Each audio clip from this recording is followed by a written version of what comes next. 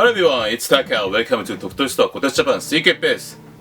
この時期になるとですね、毎年なんですけど、バンダイさんの方から各ジャンルごと、仮面ライダーとかスーパー戦隊とかウルトラマンとかプリキュアとか売り上げが出るシーズンになるんですね。で、今年もそれが公表されまして、毎年僕これを確認してるんですけど、ここ数年すごくやっぱりこの急激な変化が気になるなっていうのが一つありまして、それがスーパー戦隊の売り上げについてですね。これ前にもちょっと話したことあるんですけど、ここ数年スーパー戦隊の売り上げが急降下してるんですね。単純に言うと2018年からだいたいね4分の1ぐらいまで落ちちゃってるんですね。で、去年のキラメジャーに至ってはとうとうプリキュアよりも売り上げが下になってしまいました。ト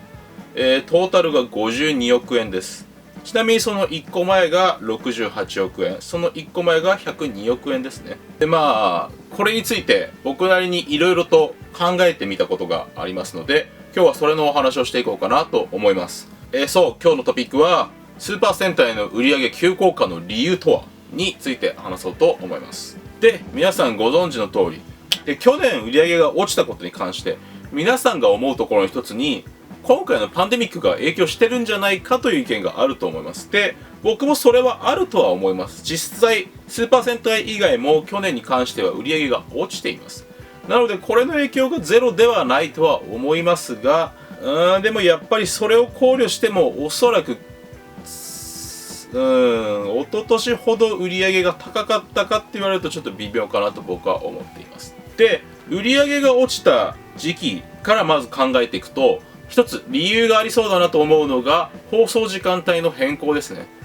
海外の方だとご存じない方もいるかもしれないんですけど、日朝のスーパー戦隊と仮面ライダー、この2つは放送時間が変更になっています。一番最初に放送してた時の時間帯が7時半からスーパー戦隊、8時から仮面ライダーの順番で放送されてました。それがキューレンジャーと仮面ライダービルドの時に時間帯が変更になりまして、スーパー戦隊が9時半から仮面ライダーが9時からの時間に変更になりました。この変更に関してはかなり批判的な意見が多く集まっていました。で、これによって何が問題かっていうと、まず一つよく言われてるのが、この時間帯だともう子供たちってお父さんお母さんと出かけてる時間じゃないって言われる意見ですね。実際10時ぐらいになるともう出かけてる家っていうのは多いと思いますので、出かけてしまってその時間帯に見られないというのが一つの理由としてあると言われています。で、二つ目の理由、これはかなり大きいなと思うんですけど、9時から10時の間って別の放送局でワンピースとかドラゴンボールとか人気の主力コンテンツが放送されている時間帯なんですね。今だとデジモンとかかな、放送されているのは。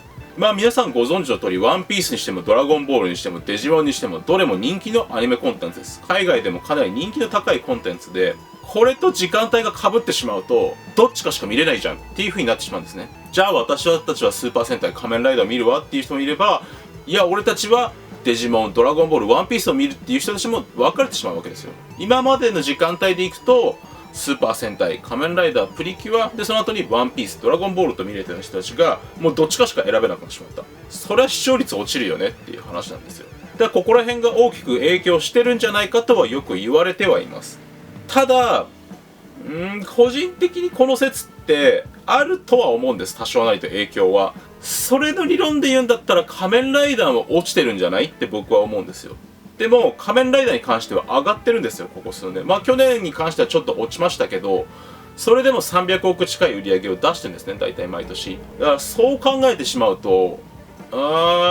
微妙じゃないですかね、その意見っていうふうに僕は思ってます。では第2の理由、パワーレンジャーの版権が移動したことが原因ではないかという点ですね。これは大いにあると僕は思ってます。で、売り上げが落ちた時期2018年ってパワーレンジャーの販売権がハスブロさんの方に移った時期であるんですね。で、それまでってスーパー戦隊とパワーレンジャーの売り上げって合算してトータルの売り上げということになってたんで、そこからパワーレンジャーが2018年以降外れてるんですよ。なのでその分がだいぶ影響してるんじゃないかという意見、僕はこれかなり大きい理由だと思ってて、実際パワーレンジャーの売り上げっていうのがどのくらいあったかに関してはあんまり詳細な情報が出てこないのでちょっと覚えてないんですけど、実際それがあったせいでかなり売り上げが減ったっていうのは事実でしょう。でスーパー戦隊が長らくやっぱパワーレンジャーの売り上げに支えられてた部分はあるんだなと思うので、これはかなり痛手だったのかなとは思うんですけど、ただハスブロさんに移行したことによってパワーレンジャーって商品体が前より僕は充実してきたなって思ってる部分もあるので、パワーレンジャーとしてはそれで良かったんじゃないかなと思う部分もあるので、ちょっと複雑な部分ではあるんですね。ただスーパー戦隊がなければパワーレンジャー作るのも難しいしって考えると、本当にこれで良かったのかどうかっていうのが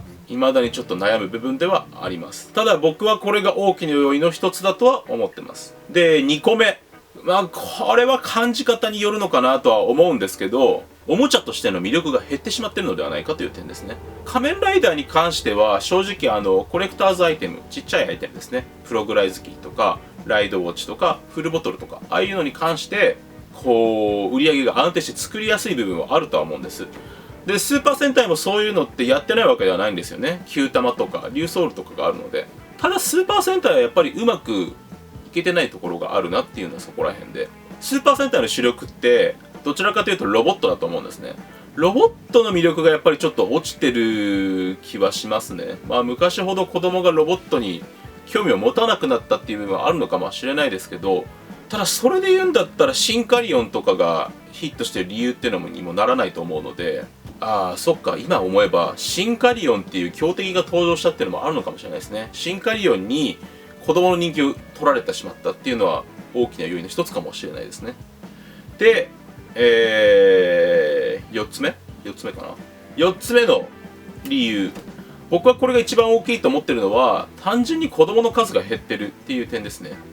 スーパー戦隊と仮面ライダーっていうのがあっても両方買ってもらえる子供って多分そんないないと思うんですよ。僕も実際そんなに買ってもらえてた方ではないので、当時だとメタルヒーローか戦隊のどっちかだけみたいな感じだった時もあったので、例えば仮面ライダーの変身ベルトが欲しい、でも戦隊のロボットも欲しいって言った時にお父さんお母さんにどっちか一つだけだよって言われたらどっちを選ぶかって言ったら子供が仮面ライダーを選びがちになってるんではないかなと思っています。実際こんだけ商品出されると片方だけだよってなりますよね、そりゃ。だからそこら辺だから子供の数が減ってて、で子供の人気が仮面ライダーに取られすぎてスーパー戦隊の売り上げが下がってしまってるんじゃないかなっていうのは大きな理由の一つなんじゃないかなと僕は思ってます。そうですね、この4つが僕の中で思っている4つのスーパー戦隊の売り上げが下がっている理由だと思ってます。このご時世なかなか売り上げを上げろっていう方は難しいと思いますけど、一応現在の状況で言うとゼンカイジャーは作対比よりも売り上げが上がっています。だいたい 1.3 倍ぐらいの勢いにはなってるのかな。戦隊ギアとギアトリンガーが好調らしいので今のところはなんとか今年はねゼンカイジャー盛り上がって売り上げ上がってくれればいいなと思っております。皆さんこれについてどう思われますか？ぜひ皆さんのご意見お聞かせください。ではまた次回の動画でお会いしましょう。またね。